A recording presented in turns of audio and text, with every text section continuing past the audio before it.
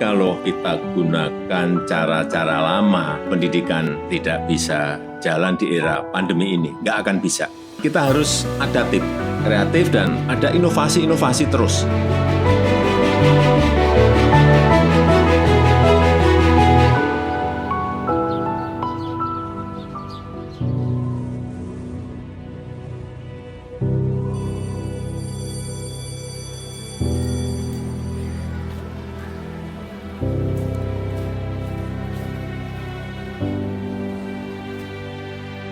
Kami melakukan beberapa program ya, khususnya adalah bagaimana ketika belajarnya anak-anak di online itu tetap baik dan bisa terpantau. Kemudian di online itu banyak hal yang menjadi baru bagi kita untuk kita harus selalu telaten dalam menghadapinya. Ya, dari awal pandemi datang, kami dari Mumtazah Malang, seluruh Dewan Guru sudah mempunyai keinginan dan harapan untuk bisa memberikan pelayanan yang baik, saling memahami antara orang tua dan guru. Jadi kami melaksanakan dan merancang program pembelajaran selama pandemi ini dengan menyesuaikan dengan kondisi yang ada. Awalnya pasti susah ya Mas ya, awalnya susah karena kita sudah terbiasa dengan tatap muka, ketemu sama anak-anak. Kalau anak-anak bingung itu langsung kelihatan wajahnya, mimiknya kelihatan. Tapi kalau daring kita cuma hadap-hadapan dengan HP melalui WA. Waktu itu masih belum tahu kalau ada Zoom ya. Kita pakainya WA, LKS, dan cuma ya itulah sekedarnya. Karena biasanya kalau di kelas anak-anak bingung langsung bertanya. Kalau misalkan secara online seperti ini mereka bingung tuh kadang nggak langsung tanya. Mereka bingung nggak langsung tanya, tapi disimpan dulu gitu. Nanti kalau misalnya sudah sadar kapan jam 9 malam mereka WA, Pak saya tidak paham ini Pak gimana gitu. Mau nggak mau kita sebagai guru kan mau nggak bales itu gimana ya. Tapi mau bales itu juga udah jam 9 malam nih gitu, seperti itu. Nah ya hal-hal demikian sih Mas proses yang kita lalui selama 1 tahun ini.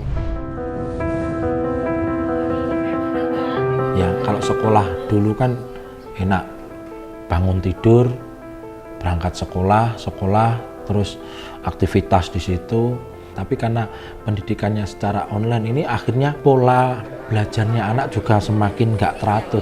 Aktivitas banyak menggunakan gadget, games online juga makin rutin gitu. Tidurnya juga semakin malam gitu. Jadi ini yang membuat saya sebagai orang tua itu resah.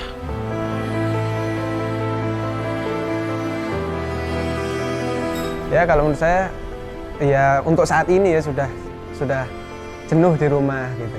Kepengen masuk ya ketemu teman, belajar langsung berinteraksi dengan guru, dengan teman, ada apa-apa langsung bisa nanya. Jadi kalau kita masuk ke sekolah tatap muka gitu ya, itu banyak temennya gitu ya. Terus rame langsung dijelasin sama guru, itu langsung paham gitu kalau aku sih.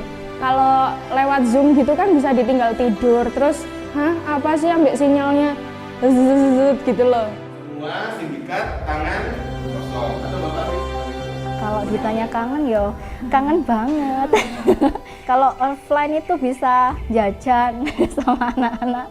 Keluh kesahnya anak-anak bisa kita lihat juga secara langsung. Assessment-nya juga bisa lancar karena memang tujuannya pendidikan kan nggak cuma nilai pengetahuan aja, tapi juga membentuk karakternya anak-anak, dan itu hanya bisa diperoleh kalau kita sekolah tatap muka ketemu sama gurunya.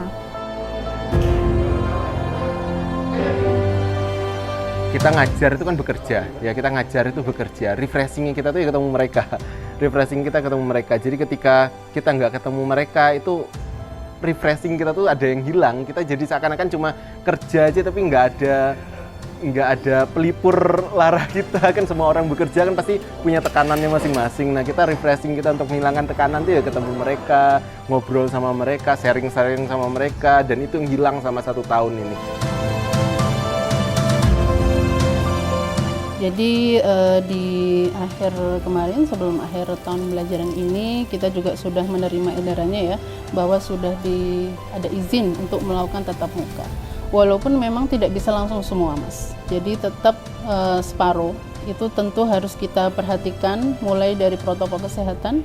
Jadi secara sarana prasarana kita juga sudah siapkan cuci tangan, hand sanitizer, kemudian pengukur suhu, semuanya termasuk siapa nanti yang akan menyambut siswa, satu kelas berapa siswa, kursinya jaraknya seberapa, itu dari segi sarana prasarana. 4 Putri. Mulai 0 sampai? Ya kalau menurut saya sekolah offline itu penting karena ya satu, kita bisa misalnya kalau ada yang kita tidak paham langsung bisa bertanya dengan guru, langsung bisa dijelaskan hari itu juga. Ada tugas-tugas di deadline-nya kapan kita bisa kerjakan bareng-bareng, ketemu teman-teman. Ya menurut saya itu pentingnya itu, nilai plus dari offline itu itunya.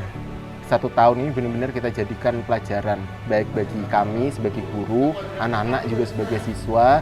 Kalau misalkan selama ini kita merasa kegiatan sekolah itu ada yang merasa jenuh, ada yang merasa membosankan gitu, ada yang merasa oh kok gitu-gitu aja sih, kalau males, kemudian enakan tidur dan lain-lain. Selama 1 tahun ini kita tentu ngerasain anak-anak juga banyak banget, Pak di rumah penggawaanku pura turun sopa, kata anak-anak kayak gitu. Dan semoga 1 tahun ini benar-benar menjadi pelajaran berharga bagi kita betapa kita bertanggung jawab atas diri kita sendiri. Harapan saya kita semua menyadari itu dan kedepannya kita bisa segera berkegiatan seperti normal lagi.